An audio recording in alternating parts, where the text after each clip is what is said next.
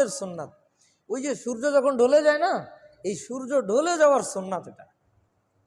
কিন্তু সাধারণত ওই টাইমে আমরা কাজে ব্যস্ত থাকি, এই জন্য ওই টাইমে পড়া কি আমাদের সুযোগ হয় না, এই কারণে জোহরের আগে এটা পড়ে নেওয়া হয়।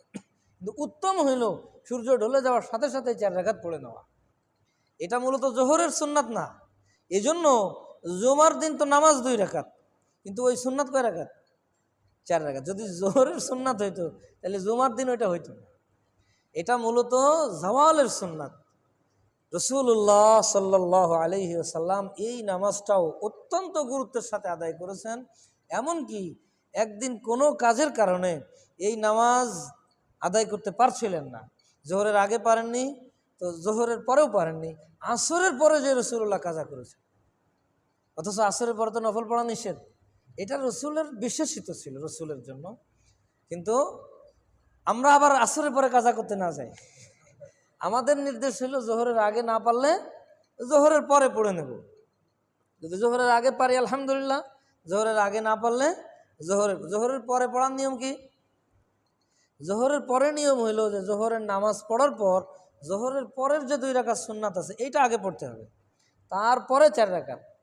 এরম যেন না হয় যে জোহরের ফরজ পড়ার পর যেহেতু আগেরটা ছুটে গেছেন, আগেরটা আগে পড়লাম তারপরে কি করলাম, তাহলে 2টা সুন্নত ছুটবে, 2টা সুন্নত ছুটে যাবে। তাইলে প্রথম সুন্নাত হইল যে আগেরটা আগে পড়তে পারিনি, আর দ্বিতীয় সুন্নাত ছুটবে যে জোহরের পরের যে 2 রাকাত এটা তো জোহরের পরের সাথে সাথে পড়ার সুন্নাত, আর ওইটা আমি দেরি করে ফেললাম, তাহলে 2টো সুন্নত ছুটে গেল না। এই জন্য 2টো সুন্নত ছুটানো যাবে না, একটা ছুটে গেছে আগেরটা, পরেরটাও যেন না ছুটে। এই জন্য পরেরটা আগে, তারপরে আগেরটা, হ্যাঁ আগেরটা পরে। তো ওইটাও খুব গুরুত্বপূর্ণ। পরের 2 রাকাতও খুব গুরুত্বপূর্ণ। যদি পরের 2 রাকাত পড়ার পর আর অতিরিক্ত 2 রাকাত নফল পড়া যায়, হাদিসের মধ্যে আসছে রাসূলুল্লাহ বলেন এই মানুষটাকে জাহান্নামের আগুন স্পর্শ করবে। আমার যদি সুযোগ থাকে কোনো দিন একটু পড়ে নিলাম ওই নিয়েতে, যে পরে তো 2 রাকাত পড়ি, যদি 4 রাকাত হতো তো পড়াই তো লাগতো। যেরকম আগে 4 রাকাত আমরা পড়ি, পরেও যদি 4 রাকাত, জুমার দিন তো 4 রাকাত পড়ি, তো ওরকম প্রতিদিনই যদি 4 রাকাত থাকতো তাহলে 4 রাকাতই তো পড়তাম।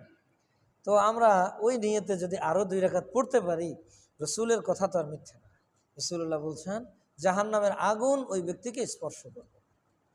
কত গুরুত্বপূর্ণ। যেদিন ব্যস্ততা থাকে সেদিন পড়লাম না, তো যেদিন ব্যস্ততা নেই, এখান থেকে বাসায় যাব, বাসায় যেয়ে খানা খেয়ে হয়তো কী করব, বিশ্রাম করব, 2 রাকাত নামাজ পড়তে না আমার সর্বোচ্চ 3 মিনিট সময় লাগবে, 3 মিনিট 4 মিনিটের জন্য আর 2 রাকাত পড়ে নিলাম।